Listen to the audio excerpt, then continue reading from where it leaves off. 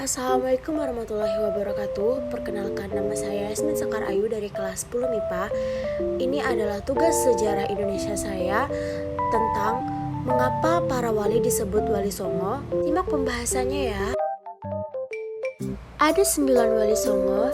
Yang pertama, Maulana Malik Ibrahim. Yang kedua, Sunan Gunung Jati. Yang ketiga, Sunan Ampel. Yang keempat, Sunan Giri. Yang kelima, Sunan Bonang. Yang keenam, Sunan Kudus. Yang ketujuh, Sunan Kalijaga. Yang kedelapan, Sunan Muria. Dan yang kesembilan, Sunan Derajat. Keberhasilan penyebaran Islam di Jawa tidak lepas dari peran ulama sufi yang tergabung dengan Wali Songo. Wali sendiri berarti pembela, teman dekat, dan pemimpin. Dalam hal ini bisa diartikan sebagai orang yang dekat dengan Allah Subhanahu wa Ta'ala. Sedangkan kata Songo berasal dari Jawa yang berarti 9. Jadi secara umum Wali Songo berarti 9 wali yang dekat dengan Allah Subhanahu wa Ta'ala. Wali Songo di Nusantara dikenal sebagai 9 tokoh penyebar agama Islam yang paling populer. Mereka adalah catatan sejarah penting bagaimana perjuangan para wali, terutama para leluhur kita berjuang dengan semangat dan pengorbanan saat menegakkan syiar agama Islam di Indonesia. Mereka menyebarkan agama Islam di Nusantara pada sekitar abad 14. Wali Songo adalah tokoh Islam yang dihormati di Indonesia, khususnya di Pulau Jawa, karena peran historis mereka dalam penyebaran agama Islam di Indonesia.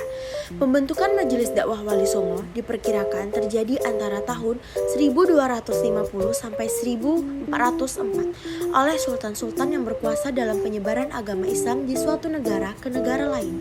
Biasanya terdiri dari 9 anggota Majelis Dakwah Wali Songo segera bergerak ke wilayah India, Asia Tenggara seperti Vietnam, Malaysia, dan Indonesia. Berita ini tertulis dalam kitab Kanzul Hum dari Ibnu Batutah, lalu dilanjutkan oleh Sunan Gresik, dan sekarang tersimpan dalam Museum Istana Turki Istanbul. Perjalanan periode selanjutnya untuk berdakwah di Pulau Jawa pada tahun 1404 dipimpin oleh Sunan Gresik sebagai misionaris utusan Kesultanan Utsmaniyah dari Istanbul, Turki.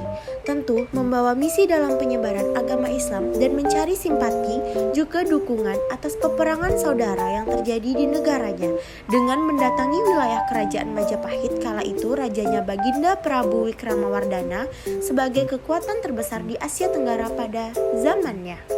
Asal-usul Wali Songo. Walaupun masih ada pendapat yang menyebut Wali Songo adalah keturunan Samarkand atau Asia Tengah, Champa atau tempat lainnya, namun tampaknya tempat-tempat tersebut lebih merupakan jalur penyebaran para mubalik daripada sebagai asal-muasal mereka yang sebagian besar adalah kaum Sayyid atau Syarif atau keturunan Nabi. Peran-peran Wali Songo dalam penyebaran Islam di Nusantara. Yang pertama, Sunan Gresik. Maulana Malik Ibrahim atau Sunan Gresik menyebarkan Islam di wilayah Gresik, Jawa Timur.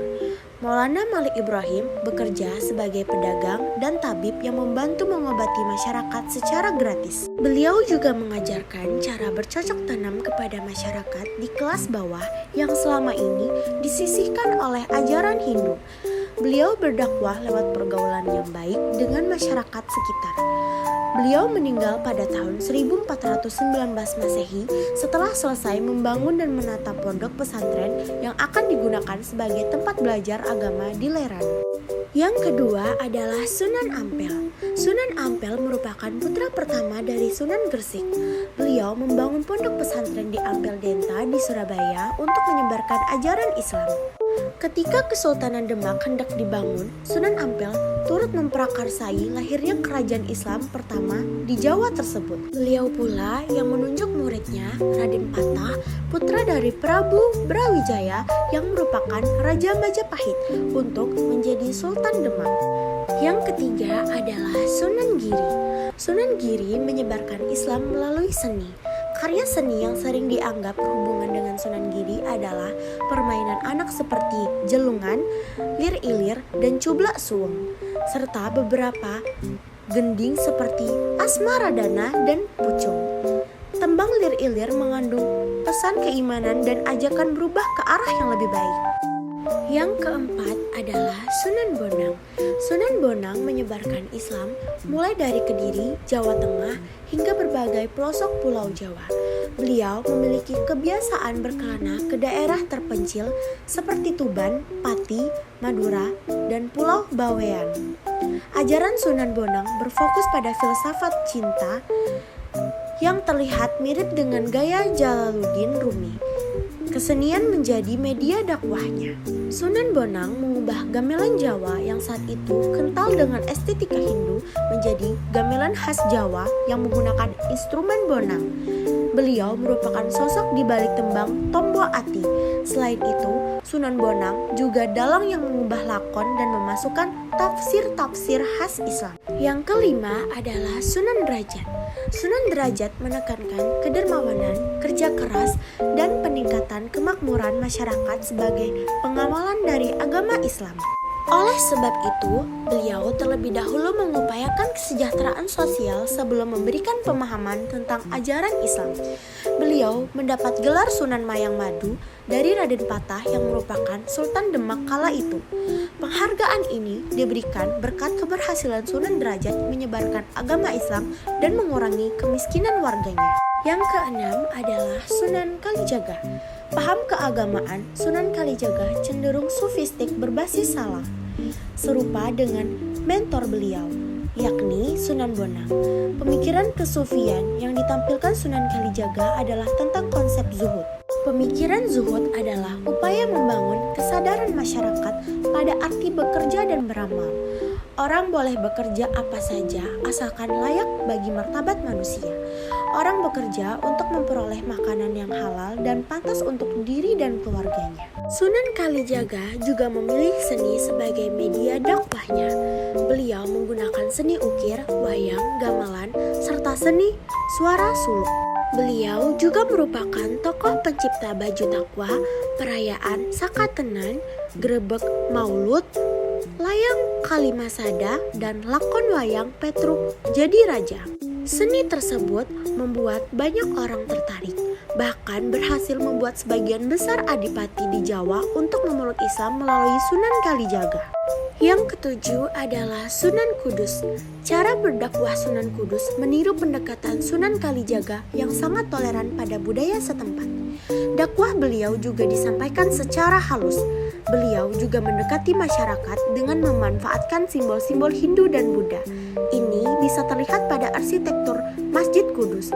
Beliau juga pernah menjadi senapati atau panglima perang kerajaan Islam Demak. Yang kedelapan adalah Sunan Muria. Sunan Muria banyak menyebarkan Islam di sekitar Jawa Tengah.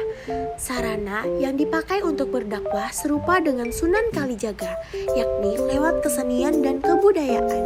Beliau juga bergaul dengan rakyat jelata sambil mengajarkan keterampilan bercocok tanam, berdagang, dan melaut.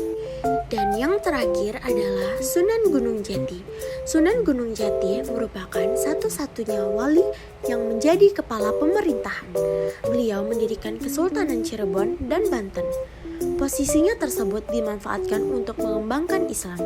Beliau juga mendekati rakyat dengan membangun infrastruktur berupa jalan-jalan penghubung antar wilayah. Ini adalah 9 wali Songo dan perannya dalam penyebaran Islam di Nusantara. Dan yang terakhir adalah biodata Wali Songo. Inilah tugas sejarah Indonesia saya mengenai Wali Songo. Saya akhiri, wassalamualaikum warahmatullahi wabarakatuh.